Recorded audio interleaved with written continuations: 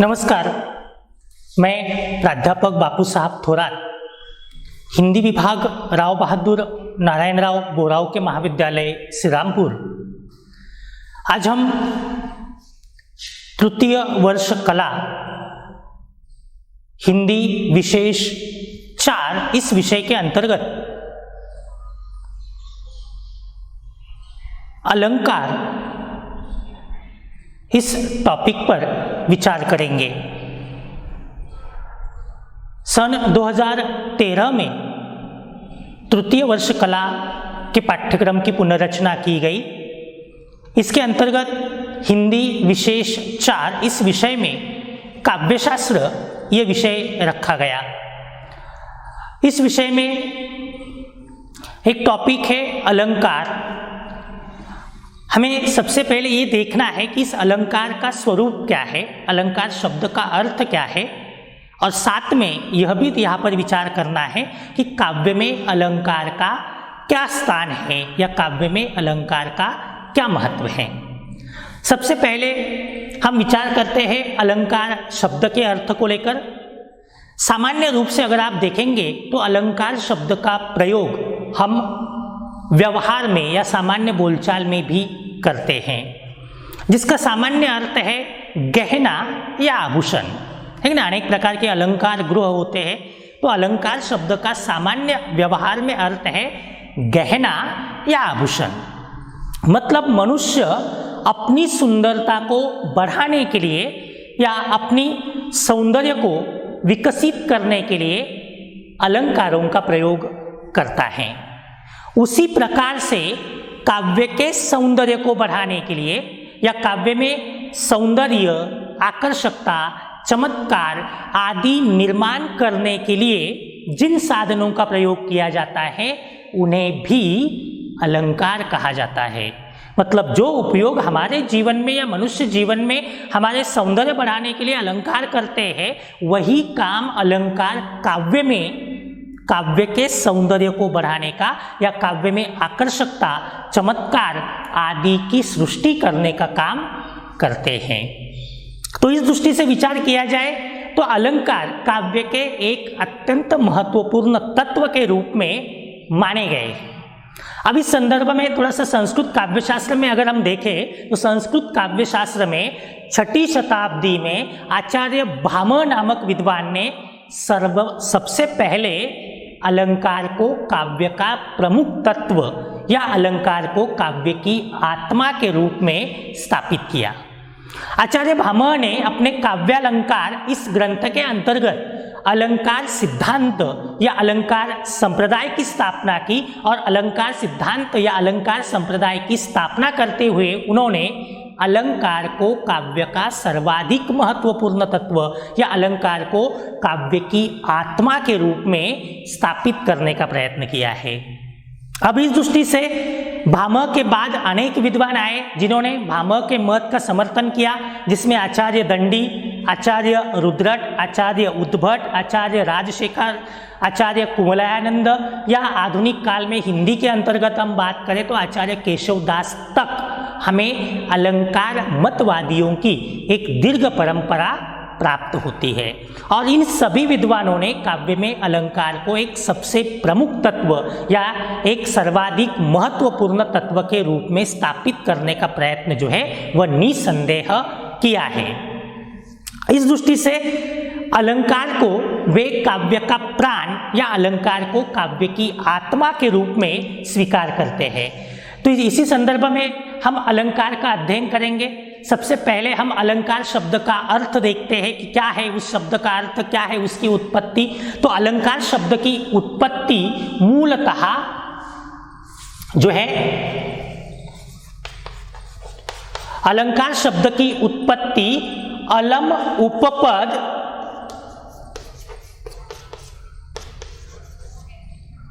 कु धातु तथा घय प्रत्यय लगाकर हुई है। तो उसमें कु या कुछ विद्वान उसे क्रू भी कहते हैं, तो कु या क्रू धातु। तो अलम ये उपपद है, मूल धातु क्रू है और उसमें घय ये प्रत्यय है। तो क्रू मूल धातु है, धातु से पहले जो लगता है उसे उपपद या उपसर्ग कहा जाता है और बाद में जो लगता है उसे प्रत्यय कहते हैं। या क्रू धातु में अलम उपपद या उपसर्ग लगा है और साथ में घय प्रत्यय लगा है और इससे अलंकार शब्द निर्माण हुआ है। अर्थात अलंकार शब्द का विग्रह क्या है, व्युत्पत्ति क्या है, अलम जमा क्रू जमा घय। अब इसका व्युत्पत्ति परक अर्थ क्या है? तो अलंकार को लेकर, उसके व्युत्पत्ति परक अर्थ को लेकर दो प्रकार के मत व्यक्त किए जाते हैं। पहला मत है अलंकरोति इति अलंकारः, अलंकरोति इति अलंकारः, अर्थात जो अलंकृत करता है वह अलंकार है, जो अलंकृत करता है वह अलंकार है। और दूसरा मत, दूसरी व्युत्पत्ति बताई गई है अलंक्रियते नेन इति अलंकारः, अलंक्रियते नेन इति अलंकारः, अर्थात जिसके द्वारा अलंकृत किया जाता है वह अलंकार है। अब देखिए दोनों व्युत्पत्तियों में ज्यादा अंतर तो है नहीं। एक में कहा गया है कि जो अलंकृत करता है वह अलंकार है और दूसरे में कहा है कि जिसके द्वारा अलंकृत किया जाता है वह अलंकार है। मतलब सामान्य अर्थ की दृष्टि से दोनों व्युत्पत्तियां परक जो अर्थ है या दोनों के अर्थ लगभग समान दिखाई देते हैं, लेकिन समान है नहीं। इसके पीछे मूल धारणा यह है कि पहला जो मत है वह अलंकारवादी आचार्यों का है। अलंकारवादी आचार्य अर्थात जिन्होंने अलंकार संप्रदाय की स्थापना की और जिन्होंने अलंकार संप्रदाय को पोषित करने का प्रयत्न किया, वे भामह से लेकर आचार्य केशवदास तक के जो विभिन्न विद्वान इस परंपरा में आते हैं उन्हें अलंकारवादी आचार्य कहा जाता है। और इन अलंकारवादी आचार्यों का ये मानना है कि जो अलंकृत करता है वह अलंकार है। अर्थात उन्होंने अलंकार को काव्य का मुख्य तत्व या काव्य की आत्मा माना है, काव्य का साध्य माना है। तो यहाँ केवल अंतर साध्य और साधन का है, तो वे अलंकार को साध्य मानते हैं। दूसरा मत अलंकारवादी आचार्यों से अलग या दूसरे जो आचार्य हैं फिर भी वे अलंकार के महत्व को स्वीकार करते हैं, उन विद्वानों का रहा है और उनका कहना है अलंकार काव्य को सुंदर बनाते हैं, लेकिन वे केवल एक साधन मात्र है, साध्य नहीं है। तो यह अंतर साध्य और साधन का है। अलंकारवादी आचार्य अलंकार को काव्य का सर्वप्रमुख तत्व, अलंकार को काव्य की आत्मा बताते हैं। उनका ये कहना है कि अलंकारों के बिना काव्य सुंदर नहीं हो सकता या काव्य में सौंदर्य, आकर्षकता, प्रभाव निर्माण करना है तो अलंकार ही उसके एकमेव साधन है। लेकिन जो अलंकार के दूसरे आचार्य हैं उनका कहना है कि काव्य में शोभा लाने वाले अनेक तत्व हैं, इनमें से एक अलंकार है। इस प्रकार से अलंकार को लेकर विद्वानों में या व्युत्पत्ति परक अर्थ के संदर्भ में हमें दो मत दिखाई देते हैं। अब अलंकार के संदर्भ में कुछ विद्वानों के मतों को या कुछ विद्वानों के मतों पर हम विचार करेंगे। अलंकार के संदर्भ में यद्यपि हमने देखा आचार्य भामह ने अलंकार संप्रदाय की स्थापना की, अलंकार को काव्य की आत्मा घोषित किया, रस संप्रदाय का विरोध करते हुए उसके विरोध में उन्होंने अलंकार को सामने लाने की कोशिश की। लेकिन अलंकार की कोई ऐसी परिभाषा या स्पष्ट मत जो है वह उन्होंने नहीं दिया है। अलंकार पर सबसे प्रभावी और महत्वपूर्ण मत देने का काम सबसे पहले अगर किसी ने किया है तो वे है आचार्य दंडी। और आचार्य दंडी ने कहा है काव्य शोभाकरान धर्मान अलंकारान प्रचक्षते, काव्य शोभाकरान धर्मान अलंकारान प्रचक्षते, अर्थात काव्य को सौंदर्य प्रदान करने वाले मूल धर्म अलंकार है। तो आचार्य दंडी का यह मत है कि काव्य में जो सौंदर्य निर्माण होता है, काव्य में जो आकर्षकता निर्माण होती है, वह निर्माण करने वाले मूल धर्म अलंकार है। अर्थात अलंकार को उन्होंने काव्य में सौंदर्य लाने वाला मूल धर्म माना है, प्रमुख धर्म माना है। दंडी के बाद दूसरे विद्वान है आचार्य वामन। यद्यपि हम जानते हैं कि आचार्य वामन रीति सिद्धांत के प्रवर्तक है, उन्होंने रीति को काव्य की आत्मा माना है, लेकिन रीति में भी वे अलंकार के महत्व को स्वीकार करते हैं या अलंकार को रीति का एक महत्वपूर्ण अंग या घटक मानते हैं। इसी कारण उन्होंने अपने रीतिपरक विवेचन के अंतर्गत अलंकार को काव्य में महत्वपूर्ण स्थान दिया है। उनका कहना है काव्यम ग्राह्यम लंकारात् सौंदर्यम लंकारः। काव्यम ग्राह्यम लंकारात् सौंदर्यम लंकारः, अर्थात अलंकार काव्य को ग्राह्य बनाते हैं और सौंदर्य ही अलंकार है। अलंकार काव्य को ग्राह्य बनाते हैं और सौंदर्य ही अलंकार है। मतलब वामन का ये कहना है कि अलंकारों के कारण ही काव्य ग्रहणीय बनता है, ग्राह्य बनता है। अलंकार नहीं होंगे तो काव्य ग्राह्य नहीं बनेगा। और दूसरी बात, काव्य में जो सौंदर्य है वास्तव में वही सौंदर्य तो अलंकार है। अर्थात वामन ने सौंदर्य का संबंध या सौंदर्य का मूल कारण अलंकार को माना है। इनके बाद तीसरा नाम आता है आचार्य केशवदास का। आचार्य केशवदास हिंदी के प्रथम आचार्य माने जाते हैं, जो रीतिकाल के भी प्रथम कवि रहे हैं। और इनका कहना है यद्यपि सुजाति सुलक्षणी सुवर्ण सरस सुरुक्त, यद्यपि सुजाति सुलक्षणी सुवर्ण सरस सुरुक्त भूषण बिनु न राजई कविता वनिता मित्त। तो उनका कहना है कि यद्यपि सुजाति अच्छी जाति वाली, सुलक्षणी अच्छे लक्षणों वाली, सुवर्ण अच्छे वर्ण वाली या अच्छी भाषा वाली, अच्छे आकार प्रकार वाली कविता और वनिता, दोनों ही संदर्भ में उन्होंने कहा है कि कविता वनिता मित्त। तो कविता और वनिता दोनों ही, चाहे कितनी भी अच्छी जाति वाली, अच्छे लक्षणों वाली, अच्छे वर्ण वाली, अच्छे आकार वाली, अच्छी भाषा वाली, अच्छे वह प्रकार वाली क्यों न हो, वह भूषण बिनु न राजई, अर्थात अलंकारों के बिना शोभा नहीं देती। तो केशवदास जी ने भी काव्य में अलंकार को अत्यंत महत्वपूर्ण स्थान दिया है और उनका कहना है कि काव्य से ही अलंकार में सौंदर्य निर्माण होता है या अलंकार ही काव्य में सौंदर्य आकर्षकता निर्माण करते हैं। अब आचार्य दंडी का मत हमने देखा, उन्होंने काव्य में अलंकार को काव्य के सौंदर्य का पर्याय माना है या काव्य में अलंकार को सर्वाधिक महत्वपूर्ण स्थान देते हुए मूल धर्म कहा है। आचार्य वामन ने भी काव्य को ग्राह्य बनाने वाले या काव्य में सौंदर्य निर्माण करने वाले तत्व के रूप में अलंकार को माना है। तो केशवदास ने भी अलंकार को काव्य में महत्वपूर्ण स्थान दिया है। अब इन सभी विद्वानों के मतों को देखकर एक बात यहाँ निश्चित हो जाती है कि अलंकार काव्य में निश्चित रूप से महत्वपूर्ण माने जा सकते हैं या अलंकार काव्य में सौंदर्य निर्माण कर सकते हैं। लेकिन बात यह है कि क्या अलंकार ही अकेले ऐसे हैं कि जो काव्य में सौंदर्य निर्माण करते हैं? क्या दूसरे और तत्व नहीं हैं जो काव्य में सौंदर्य निर्माण करते हैं? तो इसी संदर्भ में हम थोड़ा सा अलंकार के महत्व को लेकर या अलंकार के काव्य में स्थान को लेकर विचार करेंगे। तो क्या अलंकार का स्थान काव्य में अब अत्यंत महत्वपूर्ण है? क्या काव्य का सबसे प्रमुख घटक अलंकार है? तो इस संदर्भ में एक वास्तविक बात यह है कि अलंकार काव्य में सौंदर्य निर्माण करते हैं। इस संबंध में किसी मत या किसी भी विद्वान ने इसका विरोध नहीं किया है, चाहे अलंकारवादी विचारवंत हो। अब अलंकारवादी जो विद्वान है, मतलब भामह से लेकर केशवदास तक के जो अलंकारवादी आचार्य हैं, वे तो अलंकार का महत्व बताती है क्योंकि उनका सिद्धांत ही अलंकार है। वे अपने मत की प्रतिष्ठापना करते ही है, अलंकार को काव्य का महत्वपूर्ण घटक बताते ही है।